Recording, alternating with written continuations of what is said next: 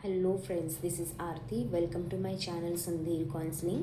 आजकाल मुलांचे अभ्यासाकडे लक्ष लागत नाही. पालकांचं सुद्धा हेच मत असतं की अभ्यास करत नाही, लक्ष नसतं. तर कोणतंही काम करताना मन हे शांत पाहिजे, बुद्धीही स्थिर पाहिजे.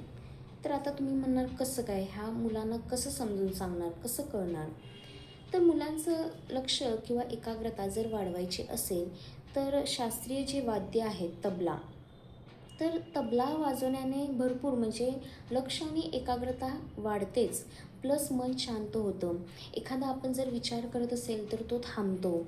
इवन स्ट्रेस असेल एखाद्या गोष्टीचा तर तो कमी होतो. तर हे मुलांसाठी खूप उपयोगाचं आहे. आपल्याला कोणतेही कॉम्पिटिशन वगैरे करायचं नाही, फक्त की बाबा हां, एकाग्रता आपली वाढावी. इवन दुसरं आपण असंही करू शकतो की बाबा जो अभ्यास करण्याची जी एक टायमिंग असते, त्या टायमिंगला थोडंसं आपण जर मोबाईल म्हणा किंवा बाकी काही गोष्टी असतील तर त्या थोड्याशा साईडला ठेवल्या आणि नवीन काहीतरी करण्याचा प्रयत्न केला. जसं की बाबा एखादं पुस्तक वाचणे असेल किंवा एखादं लिखाण असेल, हे जर आपण करायला लागलो तर मुलंही त्या गोष्टीला नोटीस करतात, विचार करतात की हां, आई काहीतरी आज करते, लिहिते, वाचते. असं जेव्हा त्यांच्या मनामध्ये येतं तेव्हा ते स्वतःसुद्धा बॅग घेऊन येतात. तेव्हा तुम्हाला सांगायची सुद्धा गरज पडत नाही की बाबा चल अभ्यास कर, अभ्यासाला बस. ते स्वतः येतात, स्वतः अभ्यासाला चालू करतात आणि म्हणजे छान होतं ते. कारण आजकाल मोठ्यांनाच मुलं फॉलो करत असतात. तर आपल्याला त्यांचं एक आयुष्य छान मस्त सिक्युअर जर करायचं असेल तर ह्या गोष्टी आपण करणं खूप गरजेचं आहे. जसं म्हटलं की मुलं फॉलो करतात, तर असंच एक उदाहरण आहे. 2 छान मस्तपैकी ट्विन्स मुली असतात. फॅमिली खूप छान असते त्यांची आणि ट्विन्स असल्यामुळे गाडीवरनं कसं घेऊन जायचं त्यांना, म्हणून त्यांची आई त्यांना रिक्षातनं घेऊन जाते.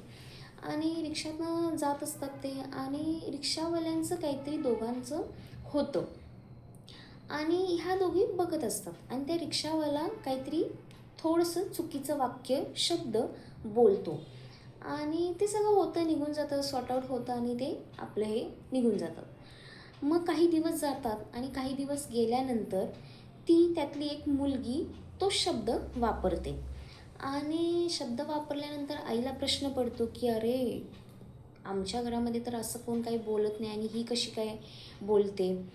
तर म्हणजे तात्पर्य मला हे सांगायचं आहे तुम्हाला की बाबा आपण कसं वागतो, कसं राहतो, काय बोलतो, शब्द काय वापरतो, हे सगळं मुलं बघत असतात, आपल्याला फॉलो करत असतात. त्यामुळे थोडंसं त्या मुलांच्या समोर आपण जपून वापरलं, जपून थोडंसं बोललो तर ती मुलंसुद्धा आपल्याला छान मस्तपैकी रिस्पॉन्स देतात किंवा छान त्यांचं एक रुटीन बसतं किंवा ते छान आयुष्यसुद्धा जगतात. त्यामुळे मुळात आपलं घरातलं वातावरण छान ठेवा, म्हणजे मुलंसुद्धा छान राहतील आणि व्यसनाकडे, चुकीच्या मित्रसंगतीमध्ये कोणीही अडकणार नाही.